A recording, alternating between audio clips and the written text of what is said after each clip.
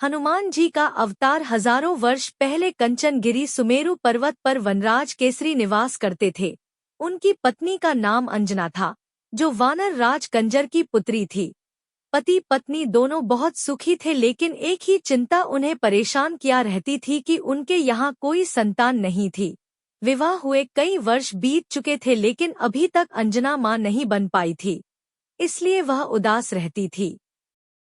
इस मानसिक परेशानी से तंग आकर एक दिन दोनों महर्षि मतंग के पास पहुँचे और सादर दंडवत करके महर्षि को अपनी परेशानी बताई। यह सुनकर महर्षि मतंग ने अंजना से बोले, मैं तुम्हारी मनोह स्थिति जानता हूँ पुत्री, लेकिन मैं विवश हूँ क्योंकि मैं विधि के विधान में कोई हस्तक्षेप नहीं कर सकता। हाँ, एक उपाय जरूर बता सकता हूँ जिससे तुम्हें संतान की प्राप्ति हो सकती है। तुम्हें कठिन तप करना होगा।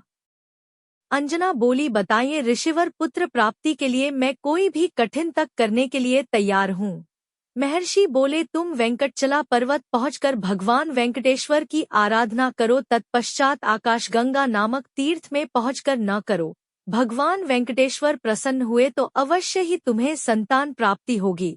अंजना वेंकटचला पर्वत पहुंची और वायुदेव की उपासना में जुट गई। उन्होंने वर्षों तक कठिन तप किया।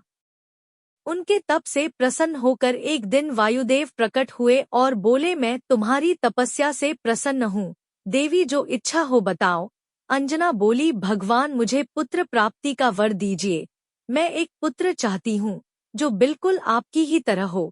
वायुदेव बोले, मैं समझ गया देवी, मैं तुम्हें वरदान देता हूँ कि मैं स्वयं ही तुम्हारे गर्भ से तुम्हारे पुत्र के रूप में जन्म लूंगा। वायुदेव से वरदान पाकर अंजना मुदित मन से पति के पास लौटी। अंजना को वापस पाकर वानर राज केसरी की खुशी का ठिकाना न रहा। उसके कुछ महीने बाद चैत्र शुक्ल पूर्णिमा मंगलवार की पवित्र बेला में अंजना के गर्भ से पवन पुत्र महावीर हनुमान जी ने जन्म लिया। धरती पर हनुमान जी के चरण रखते ही माता अंजना और वनराज केसरी के आनंद की सीमा नहीं थी। चारों दिशाओं में हर्ष और उल्लास की लहरें दौड़ पड़ी।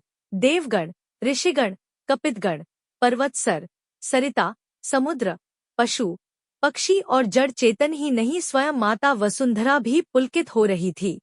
सर्वत्र हर्ष एवं उल्लास प्रसारित था। चारों दिशाओं में आनंद का साम्राज्य व्याप्त हो गया।